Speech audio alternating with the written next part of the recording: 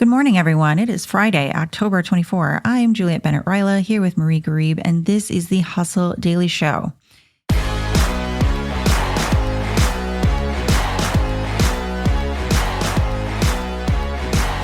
Today, we're going to be talking about Reddit's lawsuit against Perplexity, OpenAI's new browser Atlas, and how it might change the way we search the web, and an interesting AI tool for repurposing old clothing. We'll cover that and more in today's AI update. We'll also get to the biggest headlines in biz and tech right after this.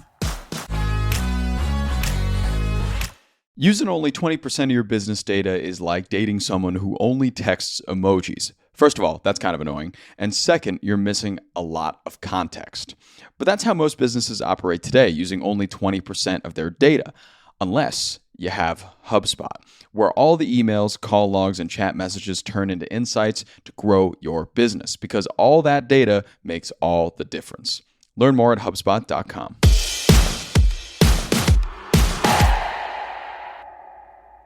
Amazon announced it's developing smart glasses for its delivery drivers that will allow them to locate and scan packages, receive walking directions, and take delivery proof pics without stopping to look at their phones.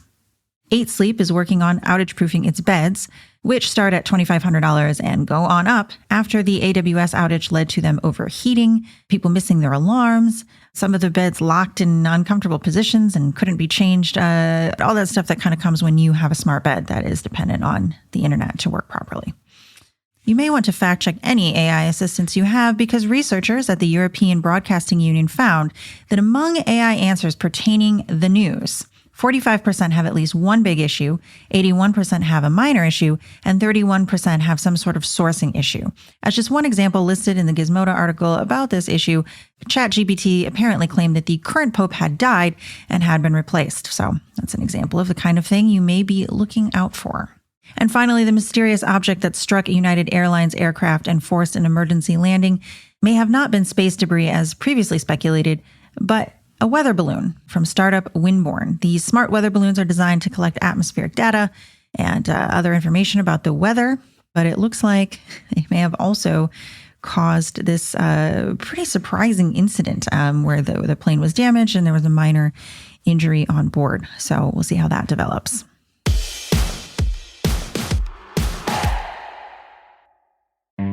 Hey, it's Anna Sale, host of Death, Sex, and Money, the show from Slate about the things we think about a lot and need to talk about more. Many of us have something going on behind closed doors, like a listener we called Elizabeth, who told us she's a hoarder. I see mess beyond probably what most people think of when they think of mess. We'll work through it all together on Death, Sex, and Money. Listen wherever you get podcasts.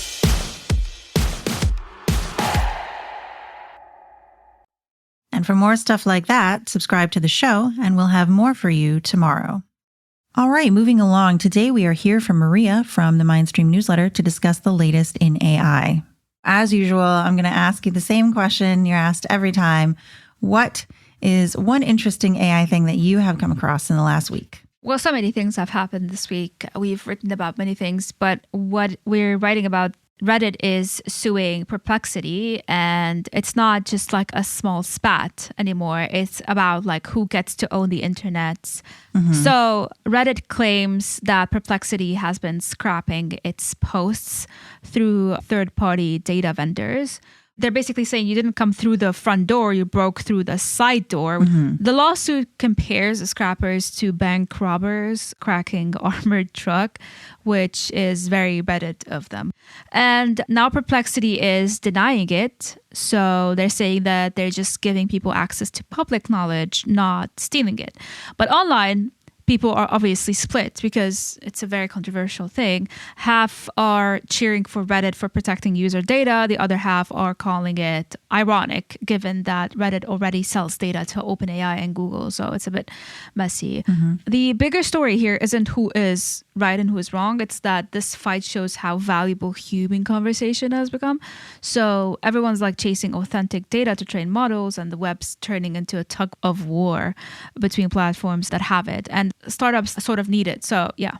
Yeah, that is interesting. If I'm reading the story correctly from what I read this morning, they're accusing these AI companies of not scraping data from their site, but from like taking it where it appears in search engines or elsewhere? Yeah, exactly. Okay, so kind of a roundabout way of getting the same thing. Yeah, I mean, the people are in the middle of it, but it already sells data to OpenAI and Google. So it sounds ironic to people. Right. That's interesting. I'm curious to see how that will shake out in court. Yeah, same. So speaking of how this is drastically changing the internet and the way that we use it, another big story I saw was OpenAI rolled out its Atlas browser. So this is a browser with ChatGPT built into it. I have not used it. I'm not sure if you have, but how does a browser like this change the way that we're using the internet? And as we all know, Google Chrome has basically dominated the browser game for a long time. Is there any chance that this could potentially upset Google's dominance here? I tried to play around with it, obviously. It's pretty neat. It's pretty nice. In my opinion, it's pretty niche. Okay. But for people that don't know what we're talking about, ChatGPT launched something called Atlas, which is a full-on browser that ChatGPT baked in it. So you don't just search the web anymore. You ask, you annotate, you let it remember your tabs, and it even can do tasks while you browse. So you can do everything while you're browsing, which is awesome. So what changes for users is that your search bar isn't just for keywords now anymore. It's a chat window to, hey, Atlas, what did I look at last week? And it summarizes everything with a memory on, which is what people like the most because you don't want to go back and forth when it comes to the research. The browser becomes your assistant. So it highlights, you can ask it to rewrite, you can open tabs, you can do the work for you. So it's more like more do, less scroll, which is kind of what people want. But with that power comes obviously the question. Reddit threads and tech writers are not quite about the privacy, obviously. So there's like data control and stuff like that, and how much this changes the game, the whole game. And people are saying stuff like, I'm a little too worried about prompt injection attacks. I don't particularly care about this, so a bit of mixed emotions about this. So will it shake up Google's Chrome throne? Maybe. It's leaning into yes, but I don't think it's going to happen tomorrow. So Chrome still dominates and Atlas has some uphill battles. With that being said, Google's stock dipped when Atlas launched. And so the market is whispering like, watch this. My opinion is that I think this isn't about browser war yet. It's about browser evolution. So users are saying, I want my tools to do more than open links, and Atlas is a big step into that direction. But the real question is, are people ready to give up the old browser? Because it's an old browser comfort that we've been using it since forever, because it gives you like speed, familiarity, privacy norms, etc. If it is a yes, if like they're ready to let it go, OpenAI is onto something huge. And if no, it will be like, as I said, niche experiment, not a Chrome killer. In short, Atlas is interesting, maybe game-changing eventually, but for now, it's a watch this space, not an end of Chrome just yet. So yeah, we're not just browsing this web anymore, we're chatting with it, which is nice, it's awesome, it's cute. But if you've got someone who knows how we all feel online, which is, like me, you want to keep your eyes on this just to see if it is going to shift away the dominance of Chrome. And it's free to use. Oh, yeah. Yeah. I mean, technically, it is free, yeah. I think being free will help people at least try it out, if not adopt it. Yeah. Also, we need to say that it's launching worldwide and it's now available only on macOS, and Windows and mobile are coming soon. So it's not like for everyone yet. So just, yeah. All right. Well, that is interesting. I feel like we've got a lot of interesting integrations, especially with shopping. We're seeing a lot of retailers. I think Etsy was the first to roll out an integration where in the future we'll be able to purchase items directly from ChatGPT. So I don't know. I think some people want this, but I am definitely a person who is fine with Chrome right now. So I like Chrome more. I mean, I just have to see Atlas up to the standards and stuff because I've been using Chrome since forever. So yeah, we'll have to see if like people lead into Atlas more. So another big tech company here, Meta, just laid off about 600 people within its superintelligence lab, but it still seems to be hiring and recruiting in other parts of its AI push. What kind of pivot does this indicate for Meta? Meta cutting 600 people from superintelligence lab sounds a bit dramatic. But honestly, it's not a collapse. It's more of a cleanup, in my opinion. People online are like spiraling like Meta's ditching AI, which is they're not. This is a classic Mark Zuckerberg move. It's like reorg after reorg. He's always reorganizing and like reshifting until something finally sticks. The team affected were mostly overlapping research and infra roles, while the real AI core, the one building the next-gen foundation models, is still untouched. And that is like $27 billion data centers deal. They don't just drop that cash if you're pulling out of AI. So it's not that dramatic. This is Meta just trimming the fat so that it can move faster from chaotic genius to disciplined chaos. And because it's Meta, they've been investing in these kinds of stuff since forever. And it's less of a retreat and more of a reset, in my opinion. So they're trying to act like a startup again, which is a leaner, scrappier, and like a way more dangerous kind of thing. But Zuck didn't fire the AI dream. He just gave it like a performance review, if I can say that.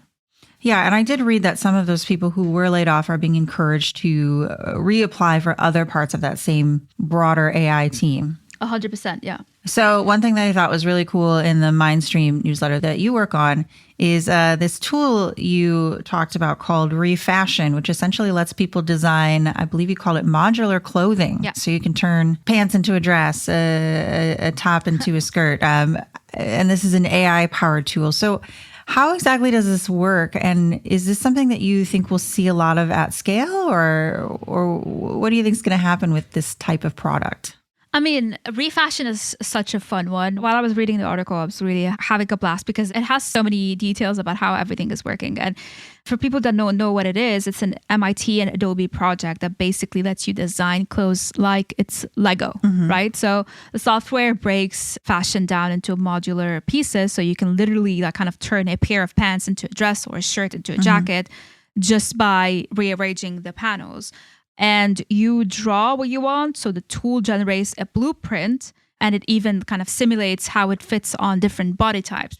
And it's sustainable and it's just very 2025 core. People online are loving it because of the sustainable angle, obviously. And also because it's tackling fashion waste in a genuinely smart way. But there's also a lot of like buzz around how tech and creativity are blending and it's giving like AI meets DIY. So designers are seeing it as like a peek into the future of personal fashion, while others are like, yeah, finally something cool from AI that isn't just text or code.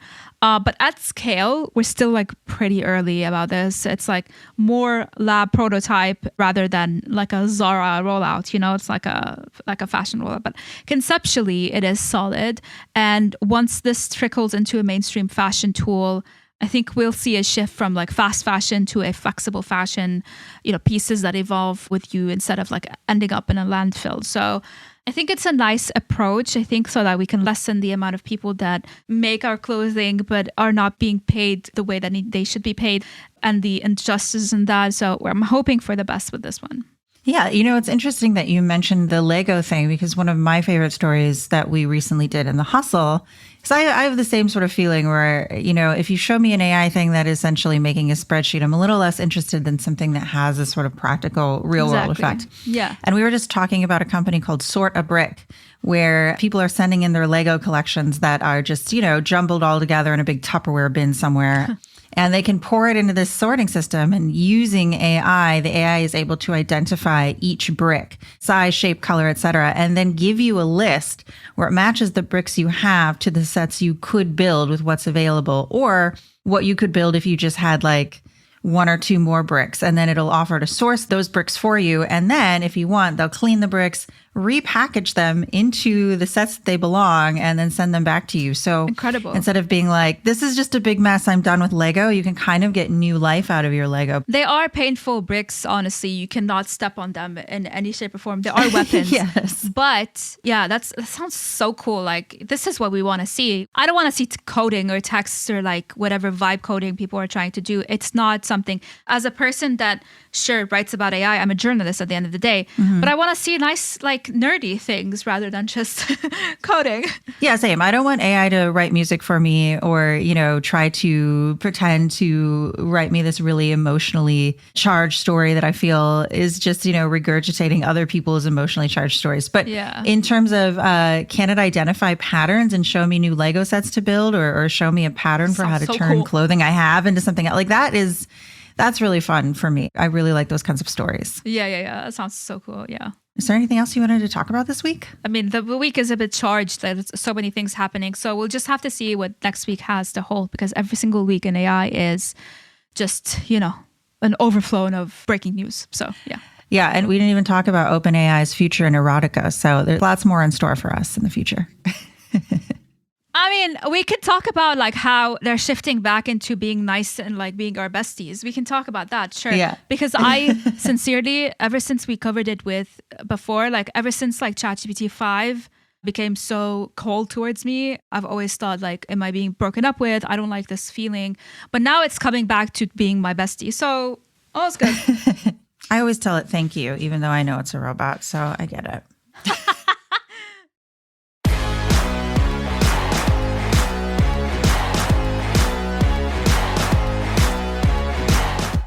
All right, that's going to do it for us today. Thank you for tuning into the Hustle Daily Show. We're a proud part of Hubspot Media.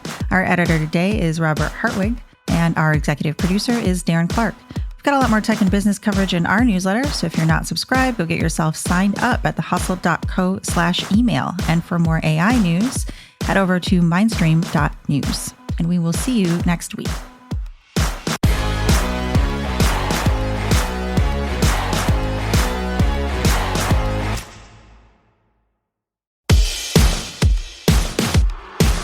Hey everybody, I've been listening to this great show lately. It's called The Next Wave, Your Chief AI Officer, hosted by Matt Wolf and Nathan Lands, and it's brought to you by the HubSpot Podcast Network, the audio destination for business professionals.